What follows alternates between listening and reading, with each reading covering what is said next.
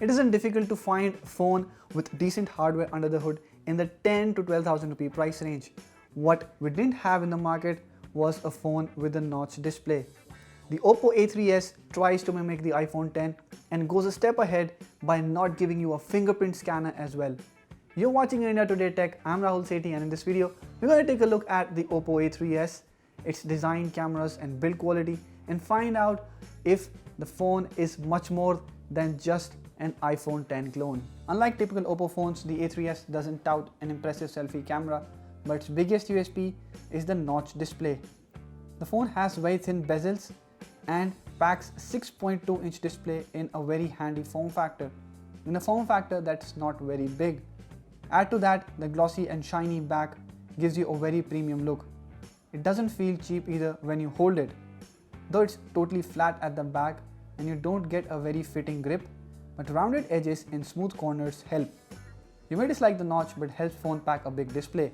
That looks good on paper, but you may not be able to use all of it while watching videos, and we'll come to that in a bit.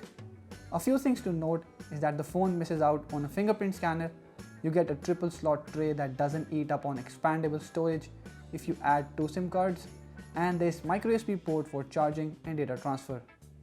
The glossy back doesn't feel cheap, though it's made of plastic and gathers a lot of smudges. The phone ships with back cover, and to find out other box contents, take a look at our unboxing video. Despite being made out of plastic and not having a very thoughtful design, we had nothing against the look and feel of the phone. In fact, for a phone that houses a 4230 mAh battery, the Oppo A3S is quite slim. Though after Oppo A3S was launched, we saw the Honor 9N launching at around 1000 rupee extra at 11,999 and gives you the same notch design but in a slightly smaller form factor and a fingerprint scanner as well. Now, since the phone does not have a fingerprint scanner, you would be using the face unlock mostly or other methods of unlocking the phone. The face unlock is not as secure as what you would get on iPhone X obviously, but then again there are some measures that makes it quite secure and very fast. Firstly, the face unlock does not work with eyes closed, and secondly, there is an option using which the phone would unlock as soon as you pick it up without pressing the lock button, which is quite cool. A notch certainly makes the phone smaller, but it doesn't guarantee you a good display. The 6.2-inch HD Plus panel on A3S has good brightness levels and works well outdoors, but colors on the screen look washed out and don't pop as much as one would like.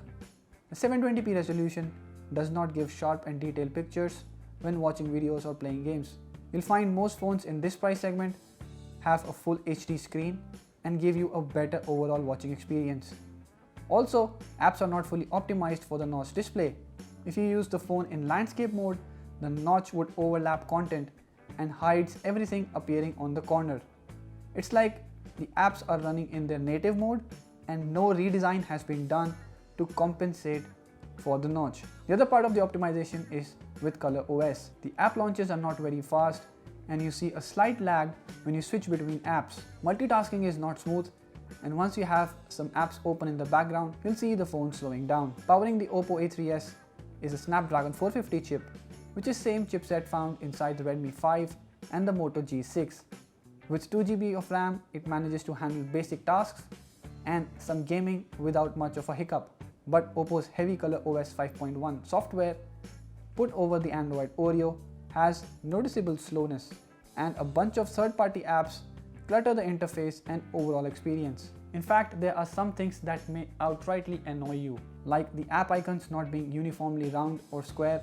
Multitasking tray shows icons and not small stacked pages like you would find usually on Android phones, and inability to swipe to remove notifications. Which phone in 2018 requires you to swipe and touch delete button to remove notifications? Battery is the better performer here. You get a good 2 days of backup on a single charge, which is great for a phone with over 6-inch display. But it takes well over 3 hours to charge the phone from 0 to full, as there is no fast charging.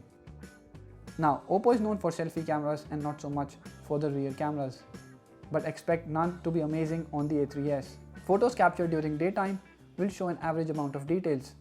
Colors are never quite accurate or true to life. The camera often overexposes or saturates the colors, which can sometimes look good and other times get a little too jarring.